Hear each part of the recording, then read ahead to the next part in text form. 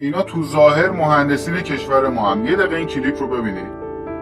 از 16 سالگی خودم تو کارگاه ساختمانی بودم. با خیلی این نیروهای افغانستانی زندگی کردیم. سرمایه‌های ما دارن. خانواده صنعت ساختمان واقعا همین نیروهای افغانستانی که برای ما کار کردن. اینا همه مستعدن، هر آدم نابغه‌ای. هر آدم یک زندگیه. اوضاع وقتی بد میشه که یه عده افراد سودجو نقاب انسانیت به چهره خودشون بزنن. اولا ایران به اندازه کافی نیروی جوان و نیروی کار داره، پس نیازی نیست که نیروی کار از کشورهای دیگه وارد بکنه. سرمایه این کشور هم جوانای غیور همین وطن هستن، هم با غیرتن هم کارین. اما شما فقط به فکر سود خودتون هستین. جوان ایرانی چون به حقوق خودش آگاهه، چون حقوق مناسب کارش رو طلب میکنه و بیمه میخواد و مثل نیروی کار بیگانه نمیتونه ارزون و بدون بیمه باشه و بیگاری ازش کشیده بشه، نقاب انسانیت به خودتون میزنید. طبق آمار رسمی خود دولت بیشتر از 10 میلیارد دلار هزینه همین مهاجرین هست، تازه با آمار 6 میلیون نفر، نه آماری که 15 یا 17 میلیون. نه ایران نه هیچ کشور دیگه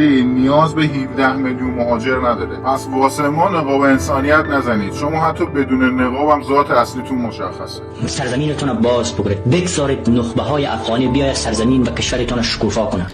20-25 میلیون افغانی اگر بیاید در ایران امورات شما را در دست بگیرد، سرزمین شما را و نسل شما را بارور بکنه، کشورتون دوباره رشد میکنه.